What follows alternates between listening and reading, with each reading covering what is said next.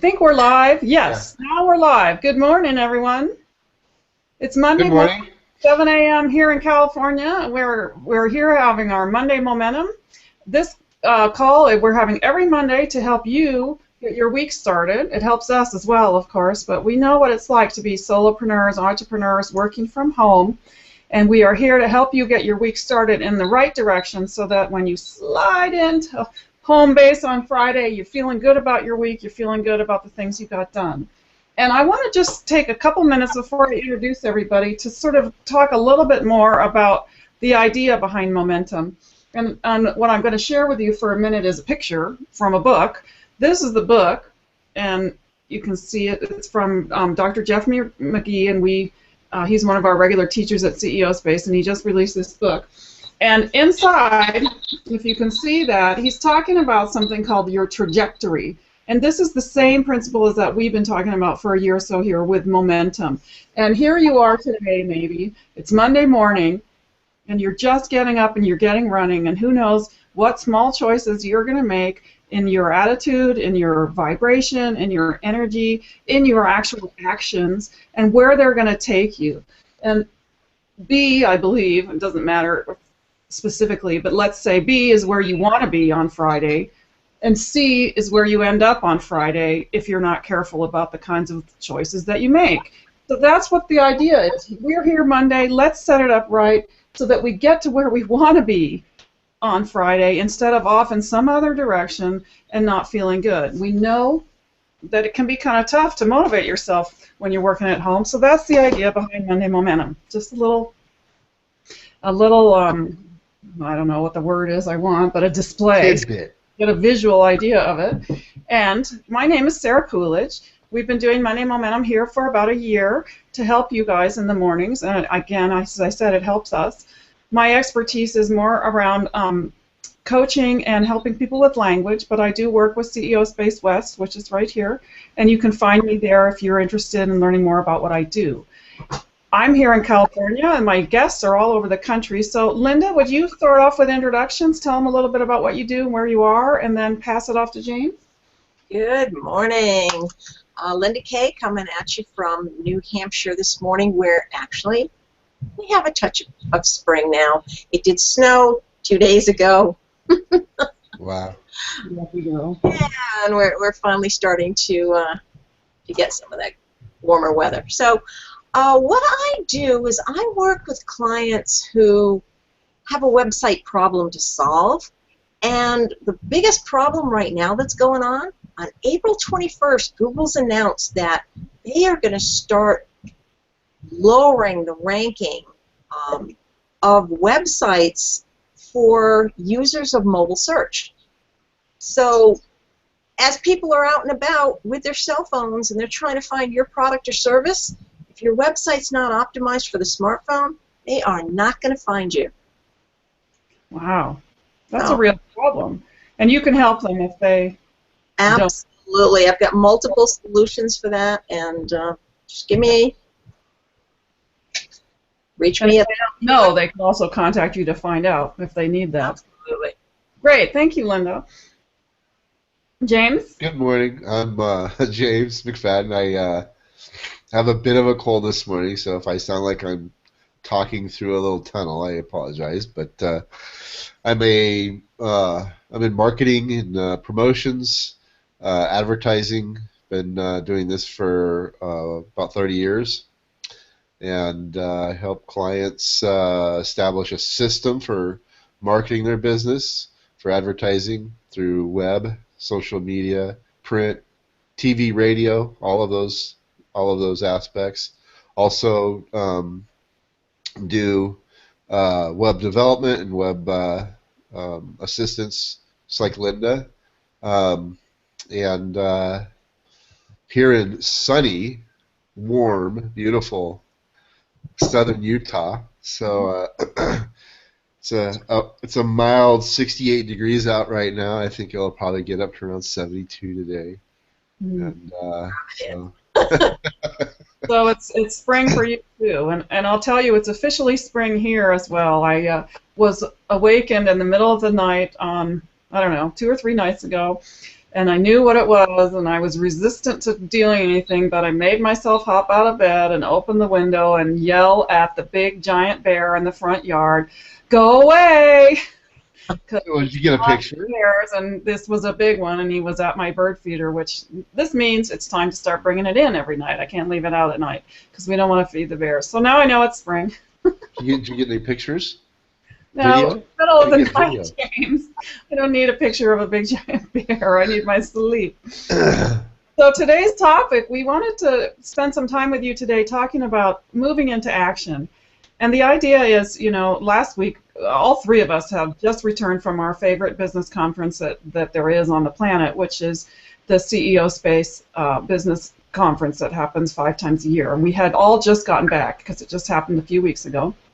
And we were talking about how to have a great conference, how to go to any kind of business conference and stand out, get the results you want, feel like you spent your money in a wise way and got a return on that investment. And this topic just sort of grew out of that. And today we wanted to spend some time talking about, okay, you went to the conference or the speech or the class or whatever, and you got some great new ideas, you got motivated. How do you move into action? How do you make sure that you actually do something with what you learned? And we have among us some ideas and some tips because we have some experience doing that. But we also kind of made a commitment that between last week and this week, we would actually take some action of our own that we could talk about. So I'm going to brag for a couple minutes because I did. I have followed up with the CME cards that I got. And for those of you who need to hear what that means, CME cards are connections that we make, similar to a business card, but it's an offering from another participant that they will help you with something. So I followed up, which is really good, because follow-up is so important. And I also finished my newsletter. I send out a newsletter after every conference, and I've missed it for a couple conferences for lots of different reasons or excuses. But this time I set up a system with someone else there to help me get it done, and it's done. And for those of you on my email list, you should be getting it today, which is really exciting for me. So I feel really good. It's kind of like, for me, that means the conference is closed up. I've done what I've committed to do, and now it's just time to continue to follow up with the people that I follow up with, build business out of those connections, and get ready for the next conference. I like that feeling. So how about you guys? Any luck following up with things, and if so, what did that yield? Go ahead, Linda. I did minimal follow-up. I have gotten some good responses. Unfortunately, it's not a quick-turn thing, and sometimes these leads need to be nurtured. And what I've done is I've put them into my lead nurturing system, and we're taking the steps to make that happen. So following up is really important, and it's interesting that that's probably the biggest downfall of people attending the conference. They go there with all these great expectations, they make all these great connections, and then they don't follow up. Yep. So. Mm-hmm.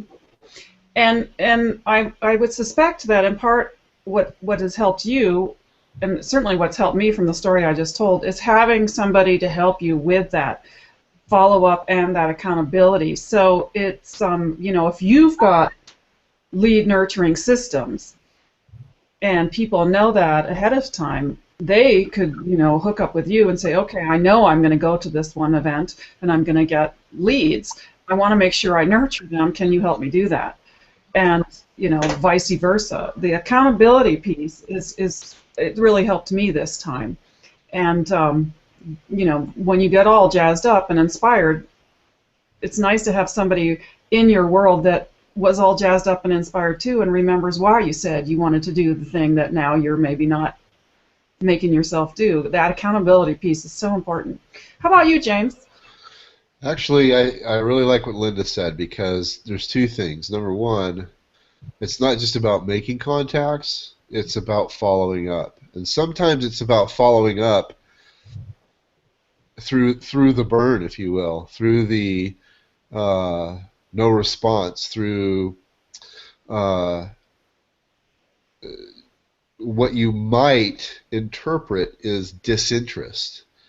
Uh, the one thing about going to a big conference like CEO Space or any other networking group, whether it be BNI, the TIP, here in Southern Utah, I'm a member of Corporate Alliance. It really is important that you are very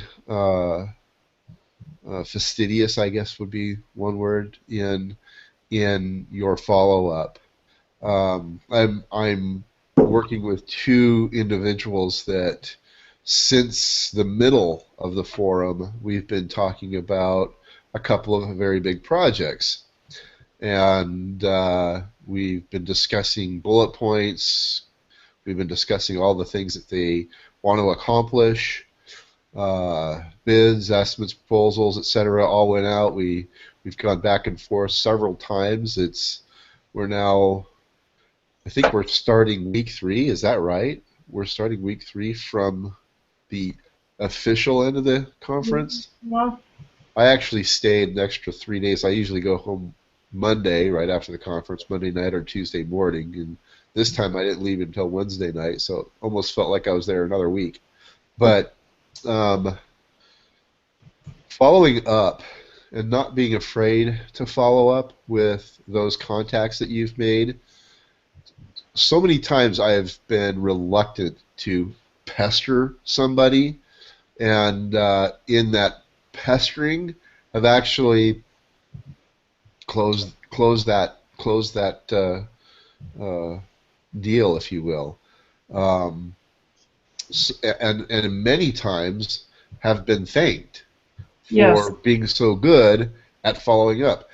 Everybody gets back, especially from a conference or a networking group, and you're right back into the grind. You're right back into having to deal with the fires for the day. You're back to dealing with kids. You're back to dealing with family. You're back to dealing with bill collections and your paying bills. All of that stuff can be overwhelming on a day-to-day basis. So it's really easy to get right back into that tunnel and literally forget the opportunities that are just standing there on the sideline, waving their hands and trying to get your attention. So follow-up is incredibly important. And that kind of goes to a little bit of what I said last week about having a system in place where you can follow this step-by-step process, whatever that process might be.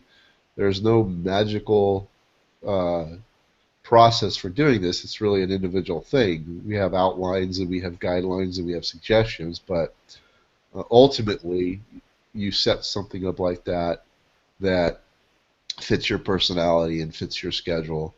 And so to answer your original question, I've got a couple of very, very key conversations and appointments today. One that would be shortly after this hangout that we'll be following up on one of those, or actually both of those opportunities that presented themselves at this last conference. So fabulous.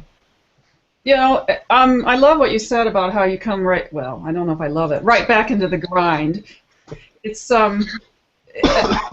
You can add to that, it's not just the regular everyday grind, but now you might even feel like you're a little bit behind because you took some time to go and learn some new things and to work on your business instead of in it. And so, you know, that's another challenge. And preparing for that ahead of time and knowing that ahead of time, that, you know, every single person that I know anyway has a pretty dang full life. They've got a lot going on, and so, you know, they may miss the email that you sent out the first time. That doesn't mean they don't want to hear from you. So follow-up is, you know, we've talked about that a lot, being important and not being afraid to do it, but then to keep doing it, and keep doing it in different ways. So one day it's an email, and the next day maybe it's a text, or the next time. Whenever you know, that you're doing it in different ways so that you, you know, don't drive them crazy or don't miss them completely. I mean, email is not always the best way to reach me. If you want to talk to me, you should call me up or send me a text if you really need to reach me. That's just the way it is for me. and it is that way for more and more people, I believe. But then, and one of the things that I am very focused on when I'm meeting people, working with people, or communicating with people, is I always ask them, what is the best way to reach you? And I may even say, okay, so I use Google Plus Chat a lot with several people. I use texts. I use email. I work with a few people. Email is the best. It goes right to their phone. They read it if it's something that's top of mind. And and then there's some people that only want me to text them. Mm-hmm. So knowing what that potential contact, how they like to communicate, ultimately, when you're reaching out to them in that preferred format, you're going to have their attention every time, and they're not going to feel like you're not listening or you're trying to engage in this relationship in a way that there's a lot of people. It makes me crazy. I love to pick up the phone. I love to talk to people. I love to have that conversation. But there are a lot of people today that will not pick up the phone. They won't make phone calls. They won't make follow-up phone calls, and they won't answer. They won't answer their phone. I've had clients that advertise, and their phone gets or their number gets redirected to their cell phone, and then they fail to answer their phone. Mm-hmm. So really, ultimately, what they do is they fail to get any more business. And that's certainly a trend with young ones. They are not. I mean, I'm talking about teens and young adults. They are way more likely to text than. I mean, I just had this conversation with my son, and he said to me, Mom, you're the only person I actually talk to on the phone. It was kind of funny. And I'm like, oh, okay, I have to, make sure I get better at texting if I want to stay relevant. And that's just the reality of the world. So we were talking about, this idea of, okay, we've gone to an event, we've got lots of new ideas, lots of new contacts maybe, all jazzed up. We come home, now we're back in the grind, and the grind is already 25 hours a day full. So how do we add something new? How do we make a change? What's the way to do that? Because the way I visualize my own life often is it's a very slow, strong, steady, moving glacier. It's just putting along, but a glacier will take the entire landscape of any continent if it's on there long enough. Right. Now, I realize my life is limited to maybe, if I'm lucky, 100 years, so I can't just be too slow. But at the same time, with something that big, if we stick with the analogy of a glacier, a little teeny 1% change, kind of like that trajectory code we were just talking about, can make a big difference in what that impact is over time. And so that's what I wanted to throw in at you guys is, and for everybody watching, if you get discouraged because, I got all excited and now I'm home in the grind and I don't feel like anything's different, it probably is different, number one, and if you take good notes before you go about what you're trying to get done and you go back and look at them, you'll realize, oh, I did get some of those things done, so you can pat yourself on the back.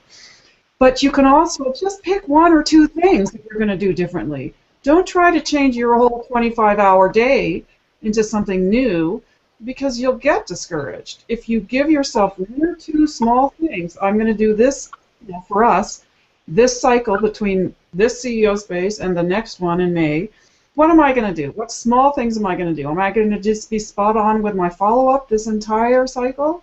Am I going to, make a change by reading the books that I bought? Am I going to finally get a system for follow-up with Linda, an automated system going? One of the quotes that I put in my newsletter, and I feel like it's applicable here, it was Robin Simmons, I'm not sure how to say her name, sorry Robin if you're watching, but she said this in her class: action is what creates success, not the consumption of information. And I feel like I'm really good at consuming information, and I want to move more into getting better at action, because that's really what is going to do it. I know that. And I also feel like perhaps I've consumed enough information. I don't need to consume any more or not as much, but I need to be more diligent about action. So, again, getting the newsletter out, getting some things done is really, to me, feels like, okay, that's action, and enough action perhaps for right now, so that I can turn my attention on other things and have peace of mind about this. So how about were there moments of inspiration that have led to changes in behavior for you guys since the last conference? Linda, anything you want to throw there? Or will you share the story that we talked about last week? I will. How inspiring that was for you? So one of the presentations that I attended, was Greg Reed, author of 3 Feet from Gold, co-author with Sharon Lechter.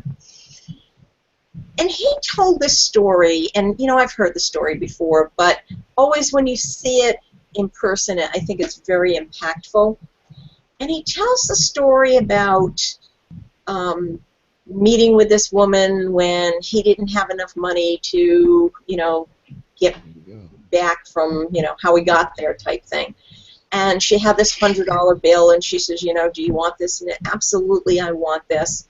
And she crumbles it up, and, do you still want this? And, oh, absolutely, I still want this. And she throws it on the ground and steps on it and, really starts beating on this poor $100 bill. And, at the end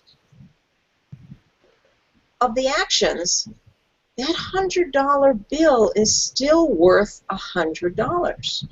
And he goes on to say, what is your worth when you feel that you've been beaten down? When you feel that, you've been tossed aside or crumpled up or whatever it is? Why is it that the $100 bill still retains its value and a lot of us feel that we don't? So that was something that really I took to heart. Like I said, I've heard the story before, but this time I think it really resonated with me that it doesn't matter what life throws at us, we still have that value. So that was one of the takeaways that I really enjoyed from the CEO Space presentations. I'm sure that you guys have heard some presentations that really resonated with you too. So. Well, and what you said to me speaks to a couple points. One is that we hear a message, and Les Brown talks about this a lot. He'll stand up there and say, some of you aren't going to hear me. You'll hear somebody else's voice, but you won't hear mine. And I think that that's really, really true. You can hear a message, the sound can penetrate your ears, but it doesn't hit your heart always, or even your brain, until you're ready for it, until it's the message that you need to hear right now. And so, you've heard that story before, and so have I, and yet that day, in your state, it was the time to hear it, and it really resonated with you, perhaps because, you needed to remember that, hey, I have value. And the other idea there is this is where we are right now. And I really want all of you that are watching and listening to remember that. Whatever happened yesterday, last week, last month, last year, or whatever might happen tomorrow is all just completely irrelevant. This is where you are right now, and you can start from here. And that's the real message that you get when you realize that, okay, all this information is out there. I don't always perhaps move in the direction that I wish I had, or I'm not as far along as I thought I'd be, and why do I keep going back and getting that information? Well, this is why. Because it motivates you to keep going, just like what we're doing every single Monday. Sometimes all three of us, or however many come, are feeling like, gee, I'm not really liking where I'm at right now, but this motivates us to keep going. And it's that consistent, repetitive getting up and going again and forgiving yourself for whatever you feel like you might not have done right yesterday, because it's over. Right now is where you start. So a little bit of more motivation for you. James, do you have a favorite story from last time or an event that happened? Because we're getting down to just about 4 minutes. Yeah, I didn't know if you wanted to open this up for anybody who might be watching. I'm so stuffed up right now. I feel like I just should I should just be quiet. Well, But okay, no, well, we can do that. We can go ahead. I mean, we only have 4 or 5 minutes. If anybody wants to dive in, we can go ahead and post the link. If you're watching, where do you want to go ahead and do that for us, James? yeah. So I'm posting this in. So while he's doing that, Sarah, what was your takeaway? What was your story from the event? Well, one of them was, what I said about Linda. I mean, not Linda, sorry, Robin, and what she said about, consumption of information. Okay, you got to go out and do something, too. That was a big impact for me. And another one on a more personal note was the ability to sort of stay in the conference and keep an even keel. There was a lot going on of various kinds, when it comes to managing the behind the scenes, because I work a lot with the staff and things that are going on there, and the new members and what's happening for them. My kid, plus on top of it, we were taking photos. Lots going on that were just bigger than me being a plain old attendee, first time getting to just sit there and consume information. And yet I was very impressed with my own ability to keep an even keel and to not wipe out, to not get overly tired, to stay cheerful and stay in the moment when sometimes there were things going on that really didn't feel so great. That was a big takeaway for me. And on top of it, coming home from the conference and not being exhausted, because usually that's the case. I get home and I sleep for a day, and I didn't need to do that this time. So that was a big one, and I think that has to do with staying present and keeping my goals in mind. And I told you guys last week, I set it up before we went in. These are the things I want to accomplish. This is what the conference is going to be like for me. I wrote it out first in the future tense, and then I wrote it out in present tense or past tense. So this will be a really great conference, and these are the kinds of things that are going to happen. And then at the end, I said, this was a really great conference, and I'm so excited about the new people that I met and how they're following up with me. And so I think all of that really set me up to enjoy it because it was already in my mind, very successful, and done. Kind of. So I don't know if I'm explaining it very well, but that's the first time I've done that, and I think it really helped me. So we are really right down to the wire here, and I would like to keep talking, but I guess we're going on till 7:30. So why don't you guys go ahead and, Linda, or I'm sorry, James, give your sign off, a little bit more about, how people do if they want to, and then pass it to Linda, and then I'll close her up. Okay. It was a great Monday Momentum. I think this is, for me, this is my third or fourth, although my second in the last couple of weeks. I've been on for a while, but I've really enjoyed this opportunity this morning to kind of set the tone for the week. I think when we do this, we really do set the tone for the week. So you can reach me through Google+, James McFadden. You can reach me right down here. It's kind of odd over there. James at cmespace.com. We're getting ready to take that out of beta, I hope, here in the next couple of weeks. So James at cmespace.com. And if you have any, I happily offer half-hour consults on the phone, no charge, just to see where you're at, what Sarah said, what's your trajectory code, what is it that you're trying to accomplish. So have a great week, be awesome, and we'll talk to you again soon. Linda? Awesome. Well, I am Linda at lindak.com, and what I can do is I can help you folks automate your marketing system, automate your follow-up, create those sequences. As James was talking about, what's the best method of contacting people, I can help set up that automated system so you're reminded as to, which folks that you need to text and which folks you need to email and which folks you need to just pick up the phone and, yes, Sarah, your son needs to know that telephones actually are for calling people. So, Linda, lindak.com.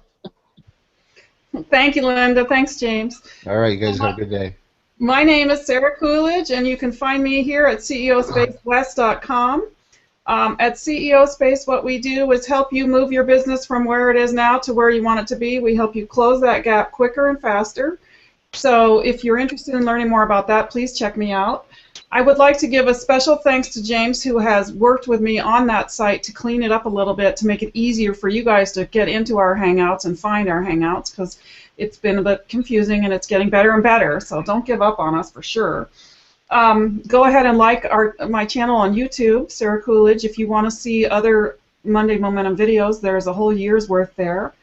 And really what I do best, besides work with you through CEO Space, is help you with your language and your marketing message to make sure that people really understand what it is that you're trying to do. Because if they can't figure it out, they're not going to buy from you. So please, keep that in mind if you need editing help or any help with your marketing messages, the actual language that you use, and we can follow up sometime. So we will see you next Monday morning, 7 a.m. Congratulations on starting your week out in the right way, positive way. Believe in yourself and get out there and go do it. See you later. Bye. Bye. See ya.